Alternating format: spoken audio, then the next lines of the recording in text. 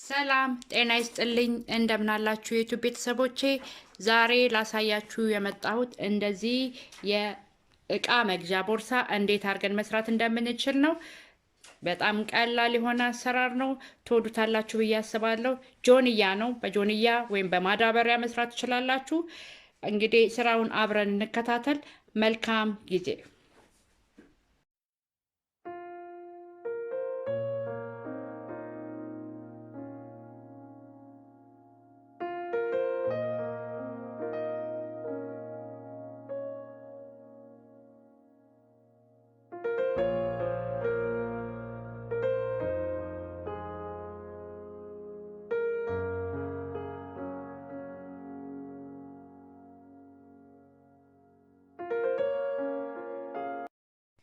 ይሄ የሚያስፈልገን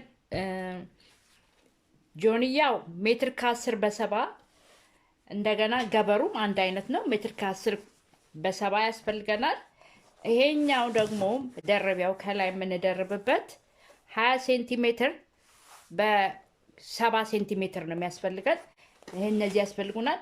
እንጨቱ ደግሞ እንደዚህ ከላይ ለመያዣ እንደዚህ ወይ ክብ ወይ ደግሞ ጠፍጣፋም ከተገኘ ሳይዙን የፈለጋችሁትን ያክል አነስም ማድረግ ትችላላችሁ። ሙሉንም 70 ሴንቲሜትር ማድረግ ትችላላችሁ። ይሄ ነው የሚያስፈልገን ማለት ነው። እና ይሄንን ለሁለት እንደዚህ እናጥፈዋለን ማለት ነው። መጀመሪያ ለሁለት እናጥፈዋለን፣ ከዛ ለአራት እንደዚህ እናጥፈዋለን። በኋላ እዚህ ጋር እንደዚህ ከላይ 10 ሴንቲሜትር እንተዋለን። ከዛ በኋላ በ5 ሴንቲሜትር እናሰምራለን። ከዚች ጋራ እንደዚህ 15 ሴንቲሜትር ወደ ውስጥ እንገባለን እና ይሄንን እንቆርጠዋለን ማለት ነው። መሃል ላይ እኩል ለኩል እንደዚህ እንቆርጠዋለን።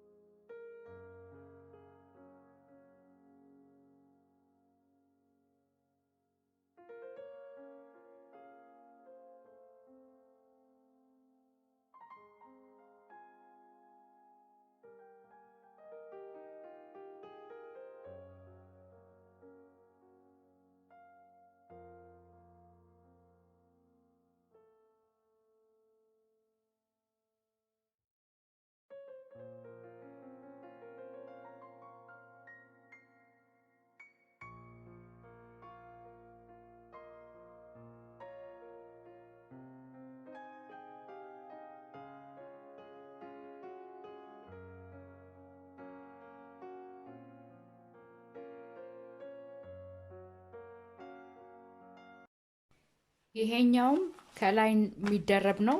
እንግዲህ እንደዚሁ ትክክል እንቆርጠዋለን። መጀመሪያ እጁ ጋር እንደቆረጥ ነው ይሄኛውም እንደዛው እንቆርጠውና እናስተካክላለን ማለት ነው። እንደዚህ እናስተካክላለን። ገበሩንም ልክ በጆንያው ልክ እንቆርጣለን። ያንን እንደቆረጥ ነው እዚህ ጋርም መያዣውን እንቆርጣለን። እንደሱ አድርገን አንድ አይነት ምንም ልዩነት የለውም። ለገበሩ ኪስ አዘጋጅቼለታለሁ። ኪስ እዚች ጋር መጀመሪያ ኪሱን እንመታለን። ከዛ በኋላ ከዋናው ጋር እናገናኘዋለን ማለት ነው። አሁን መጀመሪያ ኪሱን ልምታው።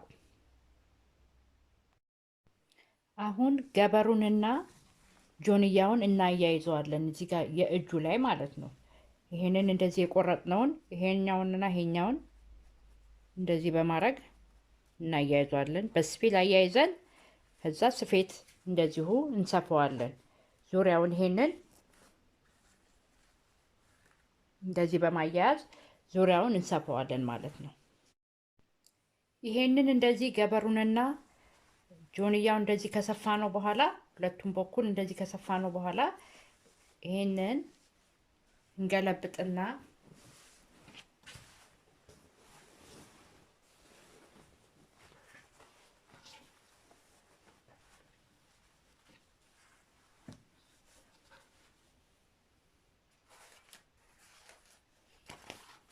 ይሄኛውን አንድም እንደ ጌጥ ይሆንልናል፣ አንድም ደግሞ ማጠንከሪያ ይሆናል። እጀታው ጆንያው እንዲጠነክር ያደርግልናል። እንደዚህ ይሄንንም እንደዚህ በመስፋት እዚህ ጋር ያለችው እንደዚህ አድርገን በዚህም በኩል በዚህኛው በኩል በሁለቱም በኩል እንሰፋዋለን መጀመሪያ።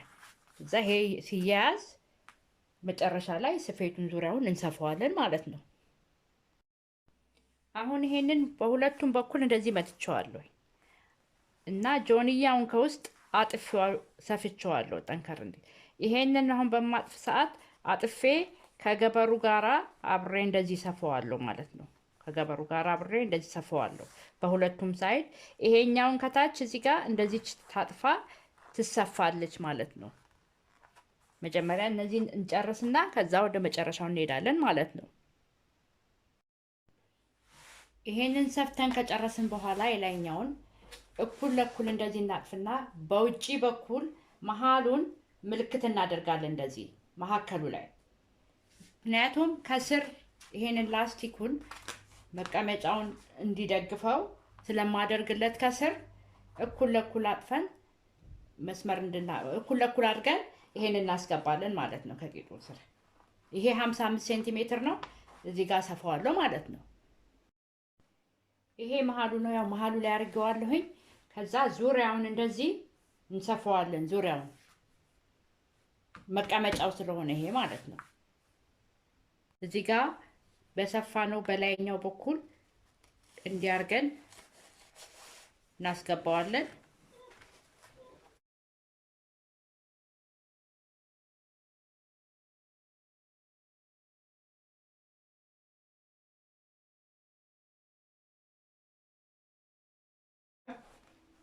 እንደዚህ እኩል እንዲሆኑ ያስገባነው እንጨት እኩል መሆኑን እናረጋግጣለን። በዚህና በዚህ እንደዚህ ለክተን ያው እንደዚህ እኩል ነው። ከዛ በኋላ እንጨቱ ወደዚህና ወደዛ እንዳይዟዟርብን እዚህ ዳርና ዳሩ ጋር በስፌት እንሰፋዋለን። ሁለቱንም እንደዚህና እንደዚህ እንሰፋውና እዛው እንዲቀር ማለት ነው እንሰፋዋለን። እዚህና እዚህ ዳር ላይ እንጨቱ ገብቷል። አሁን ይሄ እንጨቱ ገብቷል። አሁን ከዚህ እና ዳርና ዳሩን እንሰፋዋለን ማለት ነው። ይሄንን ጠርዙን እስከዚህ በምንሰፋ ሰዓት ግን የተወሰነ እዚህ ጋር ከታች ከላይ ከእንጨቱ ጋር መተው አለብን ክፍተት እስከ 5-7 ሴንቲሜትር ሳንሰፋ መተው አለብን። ከዚህ እስከታች ከዛ ዙሪያውን እንገጥማለን ማለት ነው። ይሄው እንደዚህ ሰፍቼዋለሁ ጠርዝና ጠርዙ ጋር ማለት ነው። ዳሩና ዳሩ ላይ ይሄው በሶስት ማዕዘን እንደዚህ ይሄኛውንም እንደዚሁ ሰፍቼዋለሁ ማለት ነው። ይሄው እንደዚህ እንደምታዩት ተሰፍቷል። አሁን እስቲ ገልብጠን እንየውና እንዴት እንደሚሆን እንግዲህ እንደሚመስል እናየዋለን።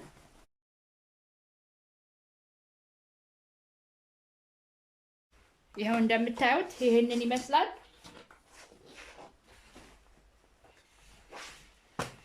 እቺ ኪሷ ነች። እንግዲህ አንዳንድ ነገሮችን ለማረጊያ ይሆናችኋል። ሞባይል ወይም ቁልፍ ማረጊያ ይሆነናል ማለት ነው። እንደዚህ እንግዲህ በራስ የተሰራ ደስ ይላል። በርካሽ ልታገኙ ትችላላችሁ፣ ግን ላስቲክ ከመያዝ እንደዚህ መያዝ የተሻለ ነው ብዬ አስባለሁኝ። ሁለተኛ በራስ የተሰራ ነገር ያስደስታል። ጌጥ ማድረግ ትችላላችሁ። የሆነች ጌጣጌጥም ልታረጉለት ትችላላችሁ። ደስ ያላችሁን ነገር ማድረግ ትችላላችሁ ማለት ነው። አሁን ይሄንን በእንደዚህ ላጣብቀው እችላለሁኝ ጌጥ እንዲመስልልኝ ማለት ነው። ይሄንን ይመስላል። በእርግጠኛነት ትወዱታላችሁ ብዬ አስባለሁ። መልካም ጊዜ ይሁንላችሁ። እግዚአብሔር አምላክ ኢትዮጵያን ይባርካት፣ ፍቅርና ሰላምን ይስጠን። ሰላም ሁኑ። ቻው